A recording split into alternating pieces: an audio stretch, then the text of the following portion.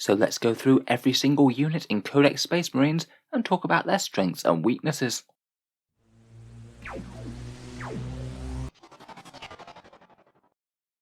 Hello and welcome back to Auspex Tactics, the strategy focused 40k channel, where today we're here for one of the most labour intensive videos I've ever done, trying to do a short overview with the strengths and weaknesses of every single unit in Codex Space Marines. The book's been out for almost half a year now, and I thought this could be a good chance to do a bit of a summary of my opinion on most of the units. For the sake of my sanity, we're going to only focus on the huge number of datasheets found in Codex Space Marines itself. There's almost 100 in there, so that's quite enough to be going on with for me. So it does mean that we won't be doing anything Forge World or any chapter specific units such as the ones that come up in the Space Wolves, Dark Angels or Ultramarines codexes. When we run through each unit, I'll try and just highlight some of what I feel are its strengths and weaknesses in game, and then just for a bit of fun we'll give each unit a score out of 10 just for how strong I think they are at the moment. Obviously that's a bit arbitrary, there's units that are good in all sorts of different ways or in different armies or chapters. It can be fun just to make me consider the unit's strength a bit more and drive a bit of discussion. This one's a bit of a new and experimental format, so if you do like this idea and would like to see more like it, feel free to like or share the video. If it goes down well and gets a fair few views, maybe I'll make a few more like it for other factions or the other Space Marine units that aren't covered here. So tons to go over there, so let's start out with the troops and the Primaris Intercessors. So as the basic Primaris infantry, Intercessors are going to be kind of the standard against which a lot of other units are judged. They're a 20 point per model unit, are fairly durable for their points with objectives secured, and have 3 different options of their bolt rifles, which does help them fill their niches at securing objectives either in the backfield or in the midfield. With 3 attacks each with shock assault, they'll be able to bully light infantry decently in melee, and you can add in a fancy power weapon to make them bite that bit harder. Transhuman physiology is a real boon on troops holding objectives, and they have access to a really quite excellent rapid fire stratagem that allows a unit of intercessors to fire twice, which when combined with character rerolls and chaplain buffs can potentially make a squad of bolter armed guys a threat to most things in the game. Generally they are pretty excellent as objective holders. Maybe their biggest weakness is they're not really your biggest damage dealers in the Space Marine army. Other things will be more efficient if you just want to damage enemy forces. I'd rank them a 9 out of 10, very easy to justify competitively, with a decent balance of damage, durability, and filling those nice important troop slots. Next up we come to the Heavy Intercessors, the Gravis Armoured Intercessors for 28 points per model, and are basically the same as the standard Intercessors, with +1 toughness, +1 wounds, and a bit of extra range and strength on their bolt rifles. The main reason to take Heavy Intercessors as an alternative is their excessive durability. Very few units in the game are really going to be efficient against these, again with the option of transhuman physiology and the unyielding in the face of the foe Gravis stratagem, they can get very tanky indeed. They can be quite solid for holding down backfield objectives, as their bolt rifles are that bit longer ranged, and it can often make sense to upgun them a little bit with a heavy bolter option, as there's a good chance it's going to be firing all game long, as these guys are typically quite low target priority. They are pretty tough, but their damage output isn't spectacular. In terms of weaknesses, melee is probably the most obvious one. Point for points they're worse than Intercessors anyway, and they can't take any fancy melee options on the Sergeant to cover that weakness. Also, because they're quite so expensive per model, it means that you're going to be investing a minimum of 140 points per unit, which might well be overkill for holding any one objective. Again, I would say that these are very competitive though. I've scored them 9 out of 10, as they do their job of holding down a home field objective absolutely excellently, and if the enemy wants to scrape them off, they're going to have to commit some serious firepower. Next up we come to the Assault Intercessors, who at 19 points per model are the cheapest Primaris troops choice, and can kick out a very respectable amount of Strength 4 AP-1 attacks on the charge. In general they have pretty good anti-infantry melee, and you can add in a Thunder Hammer or Power Fist to put a bit more hurt on tanks, and like the rest of the Primaris troops they have OBSEC and Transhuman Physiology. Perhaps the most unique thing about the Assault Intercessors is that they have the only Fight Twice stratagem in the Codex now, so for 2 CP you can fight an enemy, and then at the end of the fight phase just fight all over again. Certainly could be very worth it in terms of raw models killed.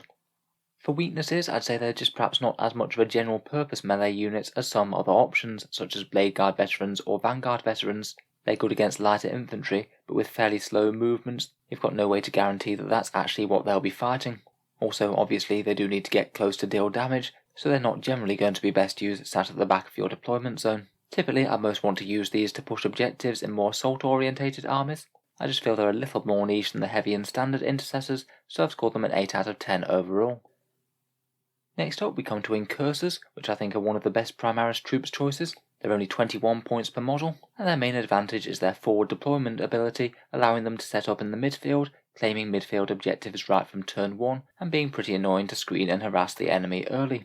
As well as transhuman physiology that can keep them safe, they can also potentially use smokescreen if that's going to make a big deal. A reactive -1 to hit could be very nasty against certain ballistic skill 4 armies. Quite helpfully for a forward deployment unit as well, they're a little bit more threatening in melee than the average Primaris, getting AP -1 on their paired combat blades. Perhaps their biggest weakness is that they just don't really deal all that much damage. That Oculus Bolt Carbine does ignore cover and modifiers, but against the vast majority of the targets, they just aren't going to outshoot units like Intercessors. Still though, for actually winning the mission and scoring objectives, Incursors are absolutely excellent. I've given them a big 10 out of 10, and they are very commonly seen in Space Marine armies these days. When we look at their brothers, the Infiltrators, they cost 24 points a model, so a few points more, and the main reason that you pay a premium is for their big deep strike denial bubble, meaning that enemy units can't come in within 12 inches of them. Against certain armies that could be really handy, though with the smaller boards and fewer turns of 9th edition, I feel we're seeing far fewer armies that entirely rely on deep strike to get their main damage dealers in. Again, they have Auspex, transhuman physiology and smokescreen, and they've got a couple of interesting options in the Helix Adept and the Infiltrator Comms Array, both of which could be a reasonable buff to either durability or damage output in the right circumstances. Despite their marksman bolt carbines getting auto wounds on 6s, for the points they're still not really all that great for damage dealing, and they do have the disadvantage of being slightly pricier than the other standard sized Primaris troops without being any tougher. In general, I would rank them at 9 out of 10. They basically do much the same as the Incursors, but here you're just paying a premium for that pricey deep strike denial bubble, which sometimes can be very powerful but won't have any effect against certain matchups. Finally, for the troops choices, we come to the standard Tactical Marines. They're 18 points per model, so in terms of getting raw wounds of Space Marine on the table, they're very cheap and durable. Tactical Marines have a lot more flexibility in their heavy and special weapons compared with the Primaris units. In particular, I like the heavy weapons on them, as it can make them a really solid unit for just sitting back on an objective and blazing away with one big gun while they secure it. You can also use them for other battlefield roles and use the non-Primaris transports such as rhinos and drop pods, both of which have their merits, which I guess is kind of handy. For weaknesses, they're certainly not as punchy as the average Primaris with only 1 attack compared with 2. Their bolters really want to be standing stationary to get bolter discipline and be able to rapid fire at 24 inches, so they're not quite as well suited to Intercessors to pushing up to midfield objectives. And while they might be tankier point for point because they're only 18 points per model, they don't have transhuman physiology, which can be a big deal when they're being targeted by overcharged plasma or something. In general, I'd score them an 8 out of 10. Generally, I'd use Tactical Marines just for sitting back on home field objectives with heavy weapons, a role which they do absolutely excellently, but maybe just aren't quite as flexible as some of the other units. So let's move on to the elite section now, and we'll start with the Primaris Aggressors. These guys are 40 points each with Flamers, or 45 with Bolters and Fragstorm, and generally tend to have pretty good anti-horde shooting and good anti-elite melee with a whole bunch of Power Fist attacks. As with all the Gravis armor ones, they can use transhuman physiology and unyielding in the face of the foe, both of which are good defensive boosts. And in particular, Flamestorm aggressors have great synergy with Salamanders with all the nasty flamer tricks that they can bring to bear, such as getting +1 to wound with them, and a stratagem for the max number of shots that you can possibly get out of the unit.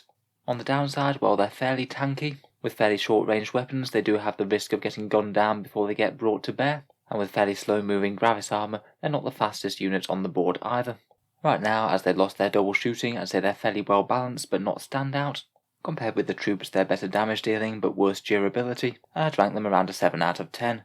With chapters like Salamanders, I would say they're a bit better than this. Next up, we have the banner-bearing Ancients, and you can get 4 flavours of these in the elite slot: the Standard one, Primaris one, Blade Guard one, and Terminator one. Depending on your flavour of fancy banner, these will cost you anywhere between 75 and 100 points per model, and are mainly there to provide the chance of getting a last attack whenever one of your shooting models gets shot. They're not a terrible option if you are going around the full Space Marine castle build with multiple overlapping auras for captains and lieutenants, and multiple scary shooting units to put out good firepower. Other than this, they do provide a leadership boost as well. They can potentially be a useful model for carrying warlord traits, and some of the relic banners are really quite handy, such as that Pennant of Remembrance that gives -1 damage for nearby Deathwing. You have the option to boost them up to a chapter ancient as well, should you wish to. On the downside, they have little to no damage output, aren't really all that good a buff in melee as they only give you 1 extra attack on a 4+, rather than getting to fire your whole weapon again. and they do encourage you to castle quite hard with your army, which generally isn't quite as rewarding in 9th missions. In general, I'd just say that Ancients are a bit of a less vital support character than most other characters. You can take them, but they'd be fairly far down the list for me unless they're doing something special, like bearing a relic banner. Outside of something like this, I would rate them pretty low, and I've put them a 5 out of 10 here. Moving on to a more positive support character now. I'm sure the enemies of the Space Marines have dreaded seeing apothecaries on the board, and they come in either standard or Primaris flavours for 75 to 85 points per model. These guys are just great defensive support for multi-wound infantry, getting a 6+ feel no pain, resurrecting models from the dead, and healing injured models all without breaking a sweat.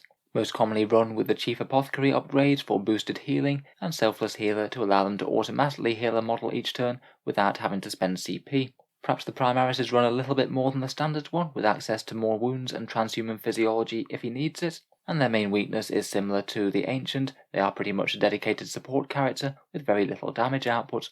Still though, just for the raw amount of wounds that they can save and restore to your army, they're easily worth it in a wide variety of Space Marine infantry builds, and I'd say they're 10 out of 10 in terms of power. Next we come to the Mighty Blade Guard Veterans, 35 points per model, and are a pretty good example of a slow melee unit that's really effective, as those Storm Shields and 3 wounds just make them really excessively durable, so if the opponent does want to gun them down, they're going to have to really focus a bunch of firepower. On top of that, those mastercrafted power swords are really general purpose, can easily threaten hordes and tanks, and absolutely destroy elite infantry. The fact that they have little shooting means that you can advance guilt-free in most circumstances, so it can be good turn 1 where you're not going to be getting charges, and they pair fairly well with an Impulsor, getting them up the field pretty quickly.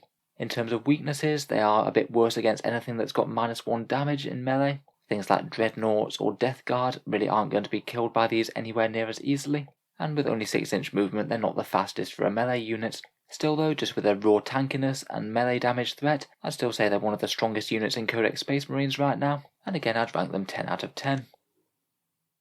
Next up we have the Assault Centurions, who are 55 to 75 points per model, and are a very slow, close-range fire support and melee unit. If they do catch anything in close combat, those siege drills will make short work of near enough anything in the game. Strength 10, AP -4 and flat damage 3 will really chew through heavies and super heavies like no tomorrow. They can have really quite potent close-range anti-horde shooting, with hurricane bolters and flamers that ignore cover. They don't care a lot about small arms with their toughness 5 and 2-up armor saves, and they combo pretty excellently with armies such as Raven Guard and Death Watch, who can deep strike them for command points and solve the problem of how they're going to be delivered to the enemy. For weaknesses, unfortunately they aren't a core unit, so aside from apothecaries don't really have much synergy with characters. They're very slow when they're foot slogging, and per model they're fairly vulnerable to anti-tank firepower, where you can easily lose a very expensive model just to a single las cannon shot if you get a bit unlucky. I'd say for general purpose use they're just not really quite good enough at the moment. They won't get you as far as foot slogging up the board, but for armies like Raven Guard who can deep strike them, I'd say they are far stronger, maybe edging towards more like an 8 or 9 out of 10, when you can actually get to use that massive damage output. Next we have the Company Champion, who is an elite's choice for 55 points per model. He's a very cheap and fairly fighty character, with boosted heroic interventions, and he fights first against characters. If I were taking one, I'd almost certainly upgrade to the Chapter Champion. He gets flatly better stats, and rerolls against characters. If you are feeling like investing him to really tool him up, perhaps give him relics or warlord traits to make him that bit stronger, then he can be really efficient in terms of melee damage for his points. He does however have a fair few weaknesses though. Probably the biggest being that it's quite tempting to upgrade to a Space Marine Captain, where you get much of the same fighty power, but also get a very helpful reroll ones aura to buff all the units next to him. He's also not all that flexible. You've got to give him the gear that he comes with, and you can't give him things like bikes or jump packs to get him into the enemy faster. Overall, I'd score him a 6 out of 10, not because he's really all that bad for his points, but more because he struggles to get noticed compared with some of the HQ choices. Next we have Company Veterans for 20 points per model. These guys can be fielded in tiny squads of 2 to 4, which makes them quite handy for scoring objectives and doing actions while dedicating very little resources to it. They also have a nice character protection rule, which means that your characters can't be targeted if they're nearby, and that's quite nice in combination with storm shields that they can take, which will make them pretty irritating to remove. They're also quite de-restricted in terms of war gear that they can take, so it can be quite flexible if you want to tailor them to some battlefield role. On the downside, I don't think you're going to want to go absolutely crazy with these. They don't have OBSEC compared with troops choices you could take. They do pay a very small tax for that character protection ability, which makes them a bit more expensive per model, and they're going to struggle to be any sort of decent melee unit, as they can't get the very cheap jump packs that Vanguard veterans can. I think a unit or two could do absolutely fine as a utility unit, and they can allow you to take apothecaries and command squad choices for free without detachment slots, but overall I'd say that they're usable but not enormously standout. Next, let's look at some dreadnoughts, and we'll start with the Contemptor. He's an elite choice for 150 points. Like all dreadnoughts, has the core keyword and is pretty tanky with Duty Eternal, and the Contemptor also supplements that with a nice 5+ invul save. I'd want to run him with the Multi-Melter, where he can be a pretty decent anti-armor threat, both at range and in melee. Generally I'd describe him as solid enough, but like most dreadnoughts struggling to compete with the Redemptor dreadnought, it has fairly similar damage and durability to the Redemptor, but its firepower is just pretty lackluster compared with all the guns it can pack. Overall I'd give him a 7 out of 10, not terrible, but unlikely to be used all that often. Next we have the Dreadnought and Venerable Dreadnought, essentially the same datasheet, but the Venerable Dreadnought costs 15 points more, gets Ballistic Skill and Weapon Skill 2+, and a nice 6-up Feel No Pain. Point for point in terms of damage and durability, it does math out as a victory for the Venerable Dreadnought slightly on both fronts, so I typically take a Venerable Dread over a standard one. I'd say perhaps one of their best uses can be a fairly mobile gun platform, packing a missile launcher and a couple of las cannons, and also having the core keyword on it. If you do go for more of a hybrid role, then they can at least be fairly good against elite infantry or heavies with that power fist. Perhaps one of the best uses for a Venerable Dreadnought is in Iron Hands, where you can make one Dreadnought a character, and it can allow you a Dreadnought that's going to be hitting on 2+ with missile launchers and las cannons that the enemy can't even shoot back.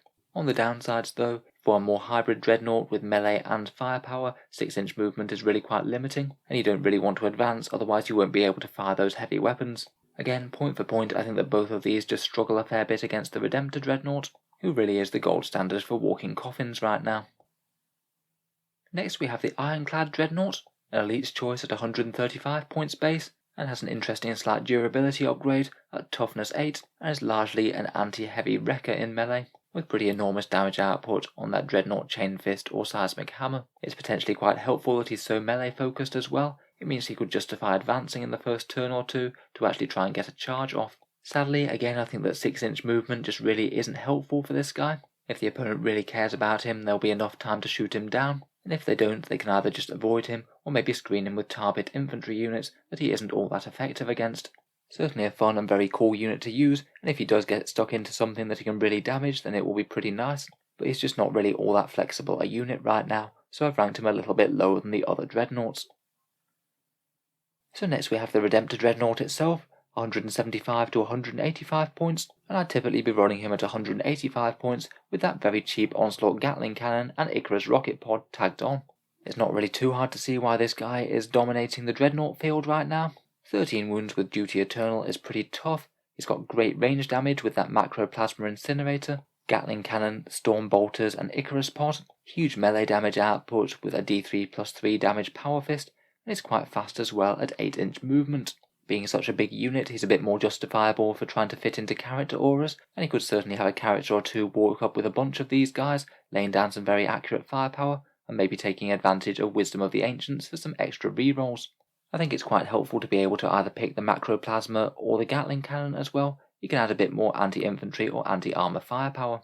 Perhaps his biggest weakness is the lack of an invul save. He can fold quite quickly to really high damage weapons like damage D3+3 things that we're seeing more and more in 40k right now, and that can be a slightly bigger turn off compared with running durable infantry. He can kind of get around that a little bit though, with armies like Deathwatch giving him a 5+ invul save, or even just the Psychic Fortress spell from a Librarian. Overall, I'd argue Redemptors are perhaps the strongest Space Marine vehicle right now, and I've scored them a big 9 out of 10. Next up we come down to his slimmed down and somehow stealthy brother, and you can get an Invicta Tactical Warsuit for 160 points. These things have their signature scout style deployment and can potentially set up very close to the enemy, and it can be very intimidating indeed if you can have a big first turn charge from multiple of these, so the opponent's army is fighting for its life when it's already in its deployment zone. On top of that, it's got quite a lot of decent anti-infantry firepower between all those stubbers, heavy bolters and rocket pods. It's really quite fast and has okay melee for the points, and maybe is particularly good in any armies that can redeploy, such as Ultramarines, where you could maybe set them up really aggressively and use the stratagem to pull them back if the opponent seizes the first turn. These guys do have weaknesses though. They're very fragile with toughness 6 and no Duty Eternal or invul save, which doesn't really combo well with them being right on the front line of your army. They're going to be quite easy to pick up. Also, for most armies, you don't know whether you're going to be going first or second when you set up the model, which means that you're taking a bit of a 50-50 gamble as to whether or not you charge in and do some pretty major damage turn 1, or you could potentially lose this guy very easily to close range enemy firepower without really much gain. So while a few Mass Invictors could potentially be very intimidating, I don't really think they're all that competitive right now, sadly, and I'd score them a 7 out of 10. Moving on, we come to the Judaseer from Indomitus for 85 points, another fairly respectable melee character in the elite slot, where the main reason to take this guy is his Fight Last ability, which allows one unit within 3 inches of him to fight last in the fight phase with his Tempera Mortis. Fighting last is a really powerful ability, particularly when combined with a scary melee unit such as Blade Guard. It can make them very intimidating to charge if you know they're going to get their full damage output before you get to strike back. On the flip side though, the bubble only has a 3-inch range normally. It can mean that it could be possible to avoid the bubble entirely and make his ability entirely pointless, so there's definitely counterplay there, either just avoiding the bubble or just using ranged weapons to focus down the unit that he's protecting. Again, I don't think he's bad, but might just struggle compared with other characters who do direct damage dealing buffs. Between all the many characters Space Marines have to choose from, you really do have to pick and choose, and this guy might just not always make the cut. Overall, I've scored him a 7 out of 10, really powerful in the right circumstances, but in some games could be fairly useless. Next we have the Primaris Reavers, 18 to 20 points depending on whether you give them grapnel launchers or grav shoots. They don't really have all that much damage output whether you give them knives or guns, and the main reason that you want to take these guys is to mess with your opponent's leadership and abilities. Their Terror Troops will give you -2 leadership within 6 inches of them, which is pretty good against the armies that it affects, but also does mean that you have to get them quite close, and they're not really all that fast a unit. They also have a Terror Troop Stratagem as well for 2 CP. That one's potentially a very powerful one, as it can cause enemy units nearby to lose Auspex for a turn, and if that ever manages to flip an objective, then it's worth the command points. Finally, they also have a pretty handy Shock Grenade Stratagem that can hand out a -1 to hit and ignoring Overwatch. Again, a pretty nifty and somewhat useful little trick, but again you have to be very close to use it. Otherwise, aside from their mediocre damage, they're at least reasonably tough, being about as cheap as the Primaris troops, and have some useful deployment options with their grav shoots or grapnel launchers. Despite a fair few interesting abilities, I think that Reavers just often get passed up in the elite slot. They don't have OBSEC, and aside from a few tricks, don't really do anything different to the troops' choices.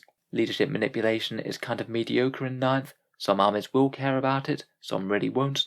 But to be honest, most often when you're looking at elites choices, you want something that's going to properly damage the enemy, and not do even poorer damage than your standard intercessors in the trooper slot. Overall, I'd rank them a 6 out of 10, though maybe a little bit more useful for more experienced players who can get a bit more good use out of their shenanigans. Next up we have Terminators, 38 points per model, and a pretty hefty threat to remove, with 3 wounds, a 2+ save, and a 5+ invul. In general, they're a solid frontline unit with built-in deep strike, decent ranged anti-infantry fire that can fire out to quite a long distance, and fairly solid anti-elite damage with their power fists or chain fists in melee. All flavours of Terminator are incredibly strong with the Dark Angel's Inner Circle ability, only being able to be wounded on a 4+ on top of all their other chapter buffs, though typically you would be using the Deathwing datasheet from the Dark Angel's Codex for them. For downsides, they are fairly slow when they are deployed on the board, have the chance of being screened out from deep strike, and maybe are competing with the excellent Vanguard veterans for damage dealing purposes. Generally speaking though, a pretty solid and well-rounded elites choice. I've chosen to rank them 8 out of 10. Very similar to the standard Terminators, we have the Terminator Assault Squad, 33 points with Lightning Claws or 43 with Thunderhammer and Storm Shield. Both versions are tougher than the standard Terminators, either just because they're cheap with the Lightning Claws or with that Storm Shield giving them an effective 1+ save. Again, Thunderhammer and Storm Shields are absolutely excellent in the Deathwing, where Deathwing Terminator squads are basically impossible to shift efficiently with firepower, and Thunderhammer Storm Shield Terminators can just provide a very solid anvil unit to a battle line. Finally for the Terminators, we have the Relic Terminator squad. They're 34 points with Lightning Claws and Combi Bolter, or 39 points if you add in a Chain Fist instead of the Lightning Claw. These guys are basically just another flavour of Terminator now. I think they have a fair few decent uses over the standard squad, despite costing 1 point more for no real reason. You can use a Lightning Claw and Combi Bolter build, giving them pretty decent anti-infantry threat both at range and in melee, while being very cheap, and you can have the Sergeant have a Chain Fist rather than the Power Sword that the standard Terminators are locked to. You've also got a few different weapon options that the standard Terminators can't take, such as that Grenade Harness for a bit more damage at close range. Generally you just need to weigh if you're using any of those advantages over standard Terminators, as otherwise they're just costing 1 point more than the standard issue ones. Next up we have the Poor Scout Squad, who are very sad since they got relegated to the elite slot and lost OBSEC. They're 14 points base, but going up to 18 points if you give them sniper rifles and camo cloaks, and at 70 points it does mean that they can be fairly cheap for a Space Marine unit. They can be at least fairly flexible with options for heavy weapons and sniper rifles as fire support, or shotguns, bolters, or close combat weapons for assault, and with the latter they can be at least fairly efficient against light infantry, as they have similar damage output to tactical marines while costing far less. On the downside though, with only 1 wound and a 4+ armor save, they're just incredibly fragile compared with other Space Marines. Damage 1 weapons will chew through them very quickly indeed. They don't have OBSEC. Their sniper rifles just aren't quite as efficient as Eliminator bolt sniper rifles, and for forward deployment and screening purposes, I think it's far better to have that done with incursors. Sure, you do pay a fair few more points, but you get a lot more wounds of durable Space Marine up front, all the better to actually try and survive some of the damage output that your opponent's army is going to give them for being so close to them. Overall, I'd say that Scouts are really struggling at the moment, and I've ranked them 5 out of 10, mainly because they are outclassed by incursors and infiltrators. If those options didn't exist, I think we might see them play a bit more. Next up we have Servitors, which I find a pretty interesting unit, as they're kind of all but worthless in terms of damage output, but are still very handy in the Space Marine army because they're an infantry unit that you can buy for just 30 points. In an army that's almost entirely elite, it can be really quite handy to have a unit or two of these around, just for screening purposes, doing actions, and actually for 4 wounds at a 4+ save for 30 points, their durability is kind of fine. You're not exactly investing many points in them in the first place. Potentially you could mess around by giving them a couple of multi-melters, which even with terrible ballistic skill will give some damage output, particularly if there's tech marines nearby, but for me I'd just keep them cheap, except that they're not going to do any damage to anyone, and use them for screening, actions and grunt work, so the rest of the Space Marine army isn't worried about that, while they actually take the fight to the enemy. I've chosen to rank them 7 out of 10, literally just because they're the best option for a cheap unit, and that has a lot of value in 9th edition. Next we have the Veteran Intercessors, 22 points per model, for a standard Intercessor stat line with +1 attack and +1 leadership. I'd say these guys are perhaps best used if you really want to concentrate some force in one area, say having as much attacks as possible in one transport, and in general are pretty similar to standard Intercessors otherwise. Their biggest weakness is not being a troop slot and therefore missing OBSEC, and again, like several of the other elite units, they don't really do all that much differently to standard Intercessors, and often rather than just being better against infantry, you want some more general purpose damage dealers that are happily going to handle heavies as well. Also, just as they cost a little bit more, point for point they will be a little bit less durable than the troops. Overall, I'd score them a 7 out of 10, kind of fine in comparison with Intercessors for what you get, but no troops, no OBSEC, and not doing all that much that the Intercessors can't, means that they're going to get overlooked. Next we have the Vanguard Veterans, an elite's choice at 21 points base when they have jump packs, and a very powerful unit in Codex Space Marines, seeing a fair amount of appearances in tournament lists. They're arguably one of the best Space Marine assault units right now. At base they're very fast, almost equally tough as the troops' choices, and get plenty of attacks with their Astartes chainswords. They get access to cheap storm shields, which are a massive durability increase against pretty much everything, and they're a really flexible unit with discounted power weapons that's very easy to build to any one battlefield role. In particular, the combo of lightning claws and storm shields is a really good one. It means they get a bucket load of reroll wounds attacks with decent AP, and are also really durable, and it's a particularly favoured build of White Scars where they get the +1 damage to those lightning claws when they're in the assault doctrine. In terms of downsides, they don't have OBSEC compared with the troops, they don't get transhuman such as Blade Guard or other Primaris do, but generally as a fast hard-hitting assault unit, they're one of the best units in the entire Codex, and I would score them 10 out of 10. Lastly, for the Elite's choices, we come to the Stern Guard Veterans. These guys are 20 points per model, and if you compare them to standard Intercessors with bolt rifles in the troop slot, they're essentially exactly the same, the main difference being that their weapon has 1 extra AP. So fairly good as bolters go, but perhaps their biggest strength is their flexibility with combi weapons. If you want to deploy mass melter, plasma or grav weapons, these guys are a very solid choice when piling out of a drop pod and are one of the best ways to concentrate force in that way. They're not all that bad at melee either if they get tagged, they have 2 attacks each, so can certainly punch some infantry. On the downside, compared with Intercessors, they don't have OBSEC or transhuman physiology, and they don't get the rapid fire stratagem either. And like veteran Intercessors, for the vast majority of their purposes, they don't do all that much differently to the troops' choices. For most people using these, I'd say they rank around a 7 out of 10. Maybe if you're Salamanders though, and going for a full combi melter or combi flamer drop pod, then they'd score a little bit higher. as they can be a very reliable way to deliver a whole bunch of the Salamander's favourite weaponry right into the throat of the enemy. Moving on to fast attack now, and we have the Assault Squad, 20 points per model, and very envious of the Vanguard veterans who get an additional attack for 1 extra point. Just in general, they aren't a terrible unit, they're fairly fast, they'll do okay damage against infantry, they have the Melter Bomb keyword, and they can deep strike, but they're just painfully inferior to Vanguard veterans. +1 attack for +1 point is absolutely a no-brainer on an assault infantry unit, and to add insult to injury, the Vanguard veterans get discounted power weapons and access to excellent storm shields. At the current differentials in points, Assault Marines just are never going to get picked in comparison, and I'd give them a 5 out of 10 because of this. Next in the fast attack section, we come to one of the success stories of 9th edition. Going from being at least fairly rubbish in 8th edition, the attack bike has really come into its own with its multi-melter loadout. For 55 points, 2 multi-melter shots and 4 bolter shots is excellent damage output, and it's excellent damage output on a really fast platform where you can reliably bring those slightly short-range melter shots to bear, and maybe even think about getting within 12 inches for the extra damage boost. They're excellent in Raven Wing, where they can get a 5+ invul save, and in Salamanders, where they get a free wound reroll and a nice +1 to wound with melter weapons. As if that weren't enough, they can fall back and shoot as well, meaning that unlike units like Eradicators, being tagged in close combat isn't going to deny them their shooting to next turn if you have a command point. Generally, I think that attack bikes are really strong. Obviously, they don't really want to be in melee if they can avoid it. The heavy bolter option isn't really worth considering compared with the multi-melter in my opinion, and I'll have to admit it isn't the prettiest model in the Space Marine range. However, for sheer power, I'd rank them 9 out of 10, or maybe even 10 out of 10. They provide hard-hitting fire support really excellently. Next we come to the Bike Squad, 30 points per model. Again, naturally very fast, and quite durable for the points as well, with similar defense profile and points cost to heavy intercessors. They've got a fair amount of anti-infantry firepower with those bolt guns and chainswords in combat, and you can potentially mix in an attack bike or special weapon upgrades if you want the squad to have a bit more bite. White Scars might potentially like them for advancing and charging, and Ravenwing will certainly get on well with them with a 5+ invul save and giving them obsec in their special detachment.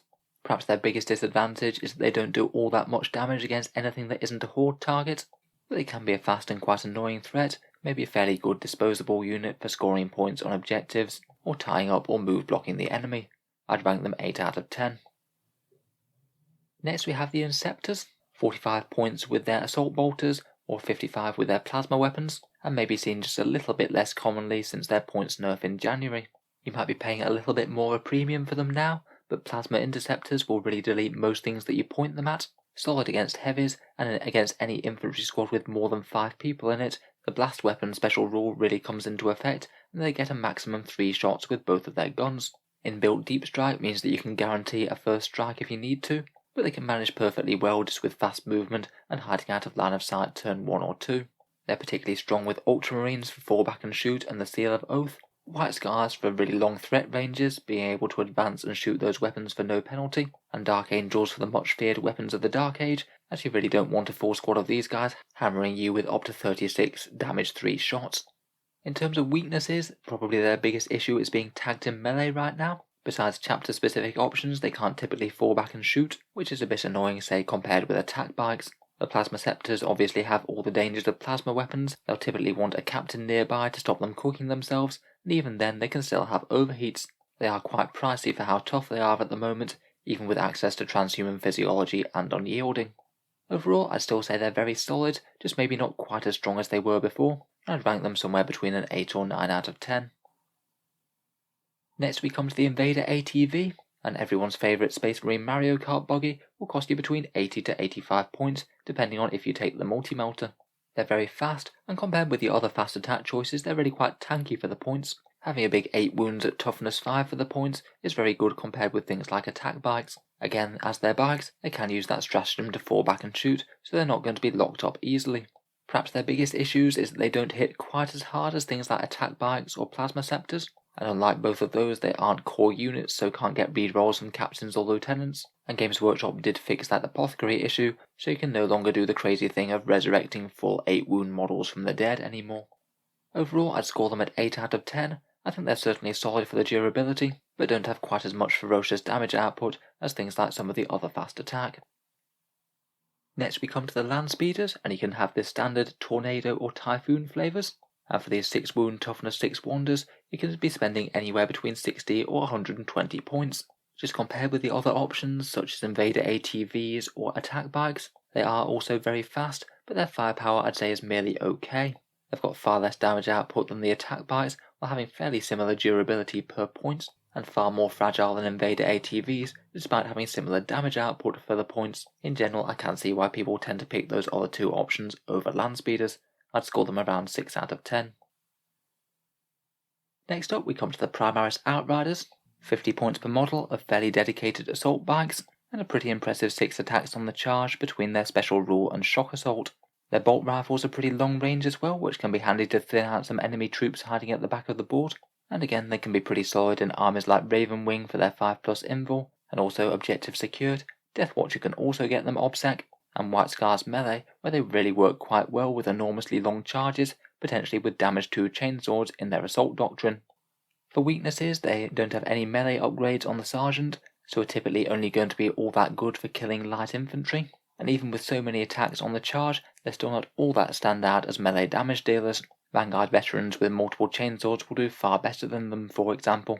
I think possibly the biggest thing that's holding back the Outriders is that they got the points nerfed from 45 to 50 points, and I think that they maybe weren't one of the Space Marine units that most needed one. I'd overall score them 8 out of 10, certainly have their positives, can be very strong in certain chapters, but maybe just a little bit points heavy for what they do. Next we have the Scout Bike Squad, 30 points per model, same as the standard bikes, and are basically a much more fragile but much more hard hitting at ranged units compared with the standard bike squad. They basically get a shotgun on top of their regular bolters, so if they can get into close range they'll be putting out really quite a lot of strength 4 firepower, and between that and melee are just really efficient anti-horde units. Their main issue is similar to Scouts, they only have a 4+ armor save and get 1 wound less than their standard Space Marine brothers. With only toughness 5, a 4+ save and 2 wounds, these guys are going to absolutely die like flies whenever they get shot, and I think that most of the time you're going to be better off with the increased durability of the standard bike, rather than going for broke for close range damage output. Overall I'd rate them a 6 out of 10. Again, might be one of those fragile units that gets a bit better if you have a really good player using them. Next we come to the Storm Speeders, where you can have the Hail Strike, Hammer Strike or Thunder Strike, depending on whether you want to focus on anti-infantry, armor or air purposes, and these things will cost you really quite an expensive 150 to 175 points per model. I describe their damage output as fairly good but not absolutely exceptional for the points cost, and I personally prefer the anti-tank variants a bit more to the Hail Strike, where I think there are just generally better options for anti-infantry within the Space Marine firepower. As with all of these choices, they are very fast, they can fall back and shoot with that stratagem, presuming they survive the charge of course. Again, my main issue with the Storm Speeders is that they're incredibly easy to gun down. Toughness 6, 10 wounds, no invul save, no -1 to hit, just really isn't a great combo for something like 150 to 175 points worth of model. They aren't core like attack bikes, and they're also not all that easy to hide with really quite a big unit profile. Overall, I think they just need to be far more dangerous in terms of damage output to justify that points cost, as there's every chance that you're just going to be losing them straight after. Overall, I'd score them a 6 out of 10. Finally, for the Space Marine Fast Attack, we have the Suppressor Squad, only available in that Start Collecting Vanguard kit. These guys cost 100 points for the whole squad of 3. Those 3-shot accelerator autocannons are fairly general purpose. They were only really all that strong against low toughness, low save vehicles, things like Drakari or Eldar jet bikes perhaps. I'd say maybe the main reason to include them is their denial of overwatch, which they can do for pinging 1 autocannon into a unit, so could potentially have a bit more interest for a melee focused army, where they can both provide firepower and also stop more fragile marine melee units from getting fried in Overwatch. Aside from this, they do have the smokescreen keyword if you should want to invest command points. They have fairly fast movement and deep strike options with their jump packs, though the movement abilities are only so good seeing as they're moving and firing with heavy weapons, which will be -1 to hit whenever you move them with infantry. It basically means that you always have to choose between actually getting their good movement or making the most out of their fairly mediocre firepower. And on top of that, they're really just not all that tough per point. Overall, I've rated them a 7 out of 10. Their firepower really depends on what you're facing, and against the right army with scary Overwatch, that suppression ability can be pretty nice. Let's move on to the heavy support section now, and start off with the Devastator Centurions. These guys are really quite hefty in points cost, between 70 to 110 points per model, and feel like really quite a big high risk, high reward type unit for Codex Space Marines. They can be one of the single biggest units in the army list, so while not being core, they can be one of the best targets for any other buffs that you can put on them, things like psychic powers, apothecary healing, or anything else that can get more out of non-core units. Between their missile launchers, hurricane bolters, grav cannons and things, they do have some fairly strong firepower that can ignore cover with their omniscopes and also fire it on the move. I'd say their biggest weakness at the moment is that they're just not all that tough per point. Any anti-tank firepower that your opponent can direct here will have really good results. It will be compared to other foot sloggers that can get core rerolls, and they're quite slow when they're on the board. Again, I think they might be a bit better in armies such as Raven Guard, who can deep strike them with stratagems if they need to. Overall, I think they will get overlooked a bit at the moment, and I score them a 6 out of 10. Next we have our standard Devastators, 18 points per model before upgrades, and can potentially get some quite efficient heavy weapons fire out of them, particularly due to the Sergeant having his Signum and being able to take an Armorium Cherub, so you can have 2 shots that hit on 2s for the first time that they shoot out of 1 weapon. I think they're quite interesting as another potential objective camper, and could be an alternative to Tactical Marines to this. Sure, you would lose OBSEC, but the heavy weapon that you put in the unit will be far more efficient, hitting better and firing twice on the first turn that you get to shoot with it. You can also think about using their shorter ranged options, such as grav cannons or multi-melters, and put them in a drop pod or strategic reserve. It can be really good for the armies that can have ways of being able to move and shoot for no penalty, such as Ultramarines arriving turn 2, or Iron Hands drop pods coming in on turn 1, where they can jump out, get reroll 1s to hit, and also not suffer the move and shoot penalty. For more general purposes though, of course they don't have OBSEC like a lot of their troops' counterparts, and if you don't have those bonuses, then they will be taking the heavy weapon penalty when they move, which isn't ideal. Overall, I'd score them an 8 out of 10, certainly a very usable Space Marine unit, a pretty reasonable core infantry choice for long-range fire support. Next up we have the Eliminators, 30 points with their bolt sniper rifles, or 40 with their las fusils. Those bolt sniper rifles are really quite efficient, hitting on 2s, usually wanting to use their mortis rounds, but the others are available if you have certain targets. And compared with a fair few fire support choices, they're fairly hard to shift point for point. Those camo cloaks can give them the equivalent of a 1-up save in cover. The forward deployment rules can give them some interesting options for setting up, perhaps on tall ruins somewhere in the midfield, and the Sergeant can potentially use some shenanigans, trade his sniper for the Instigator carbine, and it allows the squad to move, shoot and move again. Generally I'd say they want to be armed with the bolt sniper rifles, and pick off any exposed enemy characters. Unfortunately, the las fusils just don't really stack up numbers-wise versus some of the other options. You're better off with las cannon devastators, or multi-melters on attack bikes or eradicators, and high AP shots that don't care quite so much about their cover saves will kill them quite quickly. Overall though, certainly a very usable unit, and I'd rank these guys at 8 out of 10. Talking of eradicators, here we have one of the biggest, baddest units of the Space Marine Codex, now clocking in at 45 points per model, seeing as they went up a bit in the January points update. Even despite their small nerf, they do remain as one of the single strongest anti-tank weapons in the entire game, and certain armies can even suit that up further by taking multi-melters or heavy melter rifles. Again, that's particularly good for the ones that can move and shoot for no penalty, like Ultramarines in their tactical doctrine. They're a very easy choice for a Salamander's army as well though, with the rerolls and +1 to wounds. They're a great target for putting in strategic reserve, and despite being at least reasonably pricey for their defensive profile, they do have the transhuman and unyielding in the face of the foe stratagems to make them a bit tougher when needed. All this isn't without a few drawbacks though. They can't split fire without cutting their damage output in half, they've got somewhat short range for a fairly slow moving unit, and they're also quite vulnerable to melee, not being able to fall back and shoot. However, for their narrow role they still do it admirably, and I would score them 9 or 10 out of 10, though I do feel that attack bikes might be the up and coming choice and a better pick for most armies right now. I think I might have ranked them 9 out of 10 previously, but I would basically say that they're two sides of the same coin. Eradicators have better durability and anti-tank fire, attack bikes bring the mobility and a bit of anti-infantry. Next up we have the Firestrike servo turret, who might be looking on a bit enviously at the guys with the melters. He's 90 points with the autocannons, or 130 points with the las talons. Crewed by a Tech Marine, he's got pretty accurate ballistic skill 2+ firepower, and has fairly decent damage from those las talons and very long range on those autocannons. I would say in general their firepower is kind of fine, but they do have a fair few weaknesses. Las talons are quite short range for a slow moving model that can only move 3 inches. 5 wounds just really isn't going to stand up for long against anti-tank weapons, even with a 2+ save. The anti-tank firepower tends to be worse than eradicators or attack bikes anyway, and those guys are far more mobile, and it's also not a core unit, so you can't get rerolls on him. Overall, I'd score him a 7 out of 10. Firepower for the point really isn't bad, but there are drawbacks. Next we come to the Primaris Gladiator tanks, a heavy support choice that's either 200 to 250 points, depending on whether you take the Valiant, Reaper or Lancer. They are quite sturdy tanks at toughness 8, though to be honest for 200 plus points, that durability still isn't amazing for the points. The Reaper and the Valiant both have fairly decent damage output against anti-infantry and anti-tank respectively. You can pick up a cheap Icarus rocket pod and Iron Hail Stubber for 5 points each, which usually seems like a good deal, and if they do happen to get charged, as Grav tanks they can use Grav Pulse. On the downside though, the Lancer has really quite bad damage output for the amount of points invested. You're better off with Las Cannon Predators. The Reaper has a bit of a disadvantage having to plough all 24 shots of that heavy onslaught Gatling cannon all into one target. A lot of the time that might well be overkill against certain infantry, and for firepower units lacking the core keyword it really isn't the best thing. It can make things like Redemptor Dreadnoughts or infantry based firepower just that bit more tempting. Overall, I'd say the Gladiators are certainly quite threatening units. They're fairly well balanced in terms of points cost, you more or less get what you pay for. I'd rank them at 7 out of 10, usable but not massively standout. Next we have the Hellblasters for 33 points per model.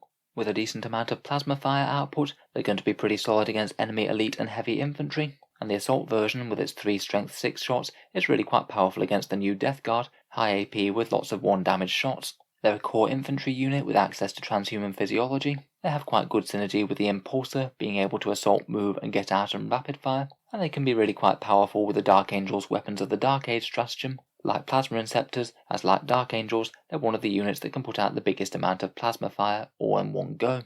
On the flip side, they are quite fragile for 33 points and being no tougher than a standard intercessor. If you want to overcharge them, you really want a captain nearby if you don't want to be killing almost as many of your own models as the enemy. The heavy version just really doesn't compete all that well compared with Devastator las cannons, who of course don't run the risk of overheating, and I think just in general for Primaris units with hard-hitting fancy weapons, Eradicators do seem to be stealing their limelight right now. I've ranked them 7 out of 10, not a bad unit, but probably not top tier either. Next we come to the Hunter and Stalker. They're both toughness 8 vehicles, the Hunter being 110 points and the Stalker being 115.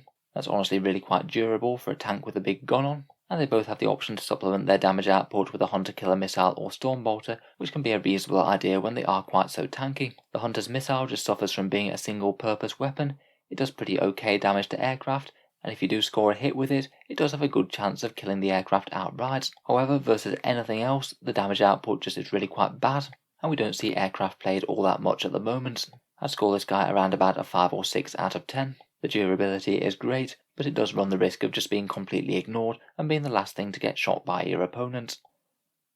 The Stalker's in quite a similar boat to the Hunter. I'd say it's the better of the two and worth the extra 5-point upgrade, as at least those autocannons are a bit more general purpose and can be really quite nice against light vehicles. It does slightly stronger and more reliable damage against most aircraft, but again just runs the risk of just being ignored if you're going up against a lot of units with very high saves, or if it's needing to fire at anything like toughness 7 or 8 vehicles where it's not very efficient against. Again, I've ranked 6 out of 10. Maybe again it might have been even lower, I just don't see these things being used all that much. Next up we come to the Land Raider, and again this can be bought in 3 different flavours: the standard pattern with the las cannons, the Crusader with the Hurricane Bolters, or the Redeemer with the big flamers. They're all 285 points base, and are at least fairly tough for the points, with 16 wounds, toughness 8 and a 2+ armor save. They're always going to need some fairly tough firepower to bring down, though again for that big price tag, I'm just not sure it's amazing durability for the points. Its damage output again is okay but not standout, and it really needs to justify its existence by being a transport option for more fragile units, though just with the way that the 9th edition rules work, transporting units just often isn't the best idea. You could just ignore the Land Raider, sink an extra 285 points into more copies of the same unit to charge forward, and there's a good chance they might still be getting there just as fast if they do decide to advance. I guess you might be able to make it a bit tougher by certain psychic spells, and maybe making use of smoke screen, which it could be a decent target for. Aside from the transport issues, it's sort of got a conflicted role. It wants to be moving forward to transport units forward, but if an enemy unit tags it in close combat, then its really considerable firepower is kind of ruined. It'll have to fire its weapons against that unit that touched it, so it can't be firing at exactly what it wants to. Just in general, I can't see many people deciding to fork out for a Land Raider points-wise, unless they're just going for running quite a fun and fluffy list. I've chosen to rank him 5 out of 10, and I think that he needs a bit of an improvement really. Next we come to the Space Marine Predator tanks, and you can take the las cannon toting Annihilator or the autocannon bearing Destructor. The Destructor costs 5 points more, and if you tool it up with sponsons, you could be paying anywhere between 130 or 175 points. The Predator is basically the archetypical long-range gun platform tank, and can be decently mobile too with its good movement and no penalty to moving and firing heavy weapons. Its damage output is kind of okay for the points, but just looks a little bit on the weak side compared with other anti-tank options, say attack bikes or eradicators, and unlike other ranged fire support units like Venerable Dreadnoughts or las cannon Devastators, they can't get any core rerolls. On top of that, its durability isn't all that great, and again it's in for a bad time if anyone does manage to reach it in melee. Overall, I'd score 6 out of 10. It's not terrible, but there's just a lot of units that do what it does the same or better. Next up we come to the Repulsors, both the Standard Pattern and the Repulsor Executioner. The Standard one is 315 points base, and the Repulsor Executioner is 355, and you can tack on a few more different guns on top of that. In general, Repulsors tend to function like a bit of a floating castle. Enemy units really won't want to get too close, as they can bring all sorts of many and varied light infantry guns to bear on them, never mind their bigger armaments like Gatling cannons, las cannons, or the main weapons on the Executioner. I think there is some advantage to just being one solid unit as well. With 16 wounds, this thing doesn't really matter if it's quite badly injured, taking 7 or 8 wounds. It might lose a bit of damage output, but it's still going to be very much firing. I treat it more like a gun platform, but its transport capacity can have its uses. You can maybe hide a Primaris unit inside it, and then pop out to deal some firepower, but I certainly don't think it's much good for transporting units forward. Finally, as one of the biggest vehicles in the Space Marine range, it can be quite good synergy with Tech Marines, making these things hit on 2s, and also giving some decent repairs. Overall, at the moment, I think that the biggest weakness for the Repulsors are their points cost. They may be fairly hefty units bristling with guns, but at well over 300 points, they're just not great durability or damage for the points. You are just typically going to be better with 2 or more smaller fire support units than putting all the eggs in one basket. There are a few other drawbacks, such as being tagged in melee, which could be really quite annoying for something with so many guns. Declaring all the firepower can be a bit time consuming, as you have to work out the ranges and profiles for every single gun. And the Macroplasma Incinerator on the Repulsor Executioner does have the potential to hurt itself, as it's not normally going to be getting any sort of rerolls. Overall, I'd say they're a unit that could be a bit more intimidating for newer players to face, certainly something that you have to plan around, but in reality not all that efficient for the points invested. Next we come to the Thunderfire Cannon, a heavy supports choice for 120 points, and one of the staples of 8th edition, now significantly reined in 9th. It can provide a little bit of anti-infantry ignores line of sight shooting, which does have its uses, but the price tag that you pay for that firepower is really quite steep. I'd say the biggest reason to run a Thunderfire Cannon is for the Tremor Shell stratagem. That's the one where you can pick an enemy unit, slow its movement by half, and have -2 to advance and charge as well. Honestly, it is quite a powerful ability, but still you are investing 120 points and limiting that one unit per turn, and that could be points invested in more hard-hitting, damage-dealing or objective-taking units. One other advantage though is if the Thunderfire Cannon does get shot down, the Tech Marine can potentially go off on his own, maybe heal vehicles, or even deal a bit of damage to nearby enemy units opportunistically. For weaknesses, obviously there's the steep points cost and low damage output, which it also doesn't get any core rerolls for, but also if your opponent does manage to get line of sight on this thing, it's really quite easy to take down for the points invested. It's only 4 wounds, and even if they are protected by 2+ armor save, a couple of las cannons could end this thing for good. Overall, I've given it a 6 out of 10, though I'd say it has maybe a bit more potential than this when used by a good player who's using Tremor Shells to good effect. Next we come to the Whirlwind, 125 points, and in really quite a similar boat to the Thunderfire Cannon. Again, its damage output is very mediocre, either Castellan rounds for a bit of anti-infantry, or Vengeance rounds that can threaten light armor a bit. But the main reason that you want to take it is for its stratagem, which this time is Suppression Fire, giving you ignores Overwatch, no setting to defend, and also the target fights last. Against some armies that can be really quite powerful, it can prevent an enemy unit from interrupting, and really hurt armies such as Emperor's Children or Slaanesh, where they might be fighting first. It may not have a Tech Marine to go around wandering about when the cannon's destroyed, but it does have far better movement and durability than the Thunderfire Cannon, as it's mounted on a Rhino chassis tank, not just some little caterpillar tracks. Again though, it's really quite a lot of points to sink in a unit that's not really going to do much damage. I've scored it a 7 out of 10, maybe just being a little bit more flexible than the Thunderfire Cannon, and that Suppression Fire stratagem can really help give Marines the edge in combat. Lastly, for heavy support, we have the Vindicator, an 130 point heavy support choice, with pretty reasonable anti-tank damage output with its D6 shot, D6 damage, strength 10 demolisher cannon. On top of that, its siege shield and toughness 8 means that it can have a 2+ armor save against ranged attacks, meaning that it's usually going to take up a fair bit of firepower if the opponent does want to shoot it down.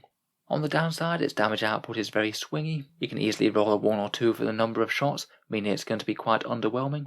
And being a blast weapon, it's really susceptible to being tagged in melee, as with 24-inch range it needs to get at least fairly close. It does its job okay, but again it's more the case of being overshadowed by multi-melters and core units. And overall I'd give it a 7 out of 10. I'd say it's quite a nice little distraction threat that the opponent's quite likely to want to deal with, even if maybe it's not quite as threatening as some other more fragile Space Marine units. So next up, let's go through the Space Marine flyers, and we'll start off with the sky-dominating Stormhawk Interceptor. It's reasonably pricey at 185 to 230 points, and for that you get a toughness 7 flyer with 10 wounds, and some pretty good general purpose damage output with assault cannons, heavy bolters and anti-tank weapons. I think the flyers typically just pay really quite a big premium to be able to have all the speeds to outflank the enemy. A lot of 40k is about hiding units out of line of sight, and being able to zip across half the board per turn means that you're going to get line of sight to what you want to.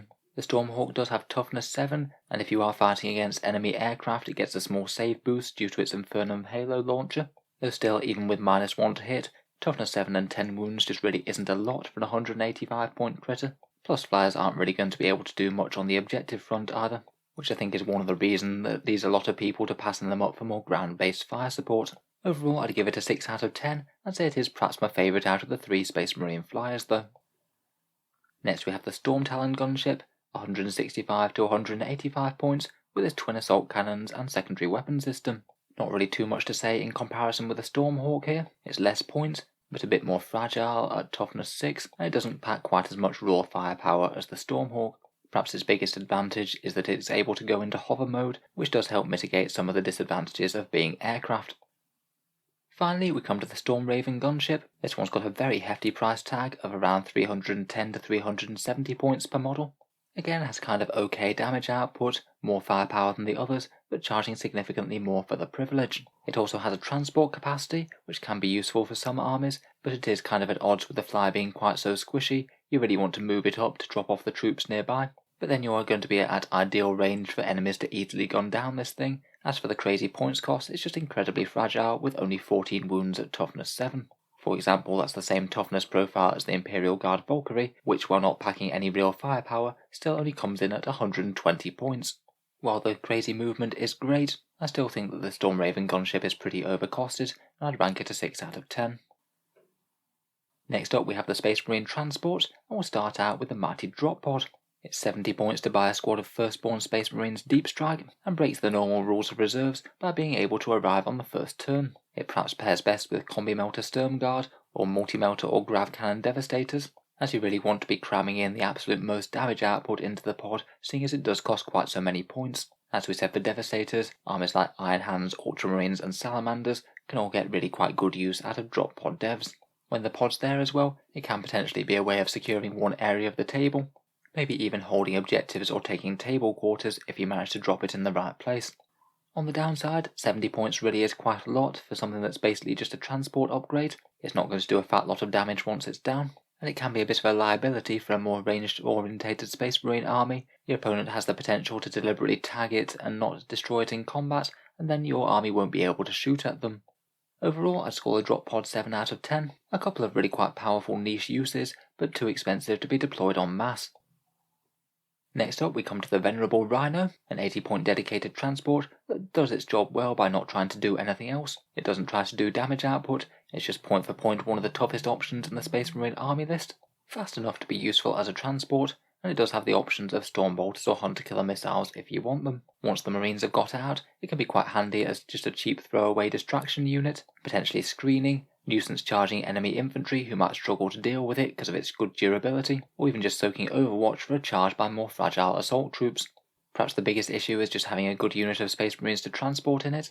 Unlike Sister Battle with Retributors or Repentia, Marines don't tend to have all that many really hard-hitting units that are incredibly efficient and also equally happy to be disembarking from a transport in the same turn.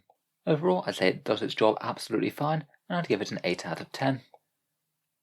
Next we have the Razorback, tacking some heavy weapons onto a Rhino chassis, and costing you 110 to 125 points per model, depending on whether you go for cheap heavy bolters or more pricey assault cannons.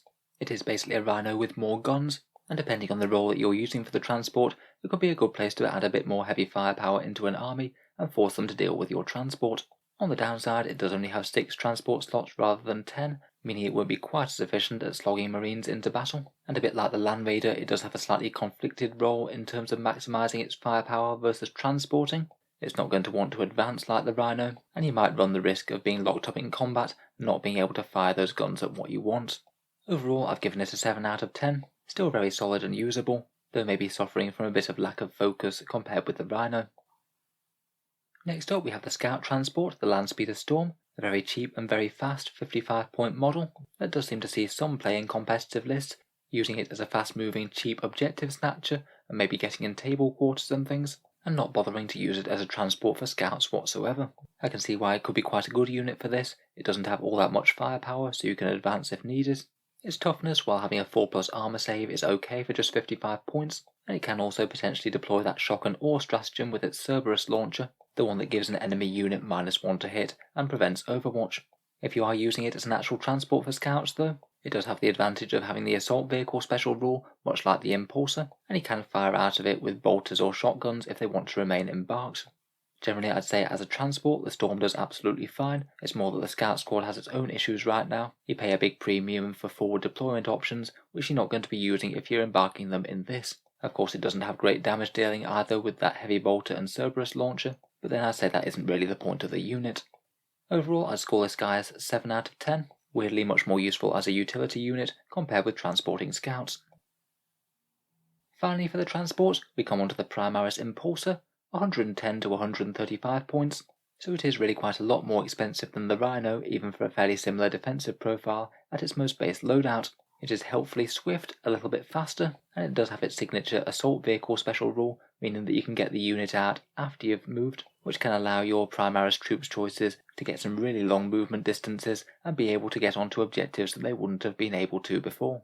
I think it pairs really quite well with Blade Guard. They certainly want to be getting closer to the enemy, and can potentially be good for intercessors and hellblasters who can shoot after they get out. In terms of upgrades, the Shield Dome is usually going to be worth it if you're going just as a dedicated transport, though pretty much every other option is still interesting. You can take a very cheap heavy stubber, the Bellicaster's missile launcher can make it function a bit more like a Razorback, the Sky Talon some very cheap extra firepower, and the Orbital Comms Array could actually be really quite punishing for a clumped up enemy army. Overall though, I think the Impulsor is just a bit pricey for its damage and durability, and you're much more likely to see 1 or 2 Impulsors in a list compared with an entire battle line of Primaris in these transports. Overall, I've ranked it an 8 out of 10. Fairly niche uses, but a powerful objective snatching tool, and there are some gamey things that you can do for Black Templars incidentally with the Devout Push stratagem. Next we have the Space Marine Fortification, the Hammerfall Bunker. Despite being dropped from orbit in the fluff, these things can't deep strike at all, much to the disappointment of many Space Marine players.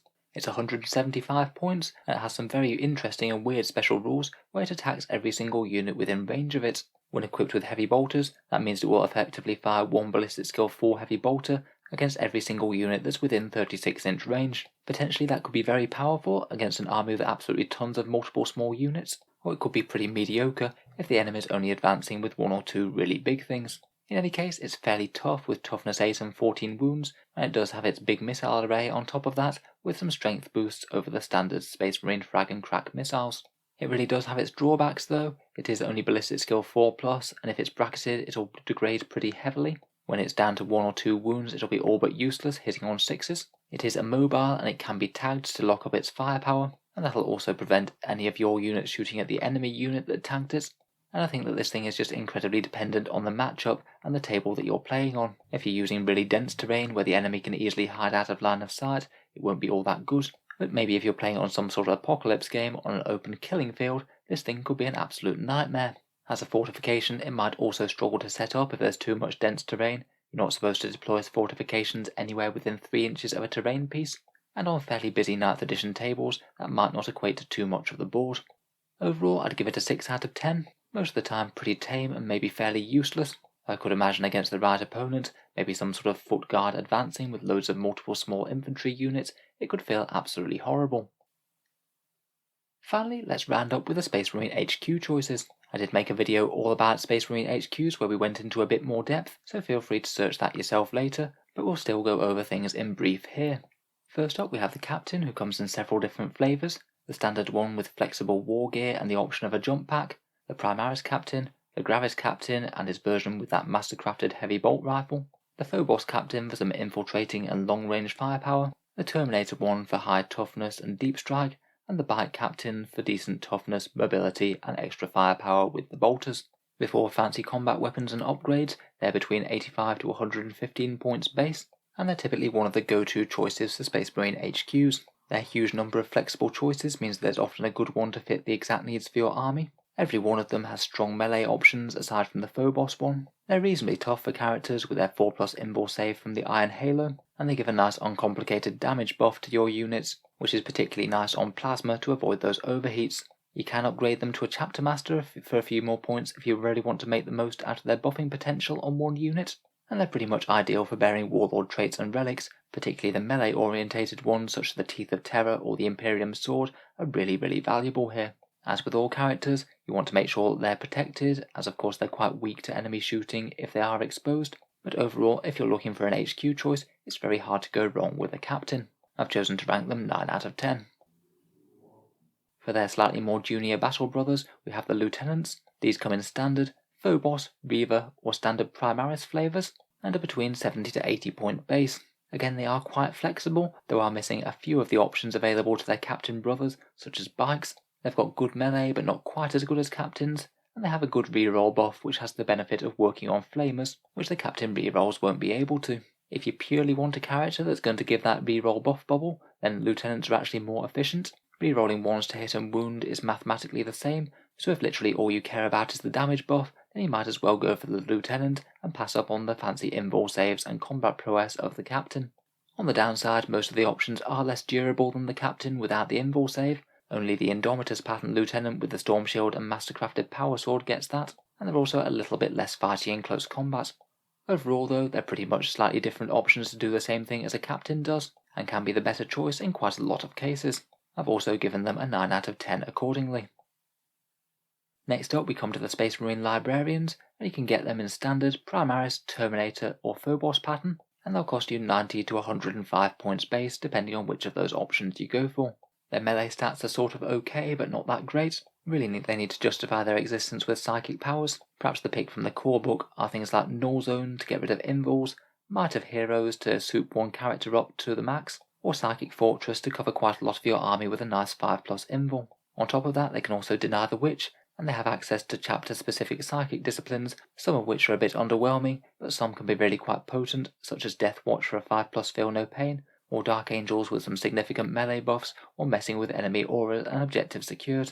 You do also have the option to upgrade them to a Chief Librarian if you want a bit more flexibility with the knowledge of psychic powers.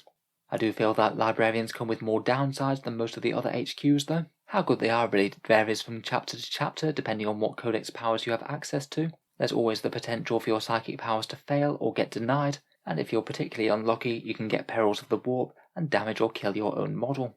If you take a Librarian, then you can't take the Abhor the Witch secondary objective, which is really quite good against certain armies, and for the points they cost a lot more than Lieutenants and are far more fragile than Space Marine Captains with no invul save. Overall, I'd rank them at 7 out of 10. I think they can be quite good in certain chapters, again such as Death Watch or Dark Angels particularly, but for most chapters they're going to get passed up in favour of the other HQs. Next up we come to Chaplains, and here we have the standard ones, Primaris Chaplain, Terminator Chaplain, and the Primaris Biker Chaplain. They'll be between 80 points to 115 points base for this snazzy biker boy here, and they have quite a wide array of really quite powerful litanies that aren't guaranteed to go off, but their effects are really quite powerful.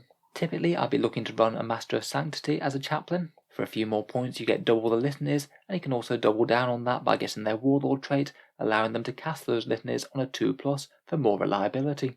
There's plenty of fighty chaplain builds out there. You can use the Mantra of Strength for +1 strength attacks and damage on their weapons, and if you manage to get that off in combination with other Warlord traits and relics, they can be some of the fightiest characters in the Space Marine lineup. Of course, chaplains are extra good for Black Templars. They get their entire set of own litanies, including a great one for a 5+ Feel No Pain, and just at base compared with some of the other characters, they are pretty reasonable in melee just with that Crozius, and fairly survivable with a 4+ invul for those areas. Perhaps the biggest weakness with chaplains are that their litanies are somewhat unreliable. You can't re-roll them with a command point anymore, sadly, and they don't mesh incredibly well with deep strike, meaning that you'd have to spend command points on a stratagem if you want their litany to go off after they've come in.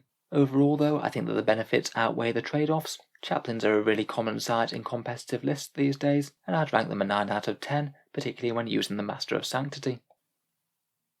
Finally, we come to Tech Marines, where you can either choose the Standard or Primaris variants, at 70 points for the normal one, or 80 points for the Primaris one with its fancy heavy bolter.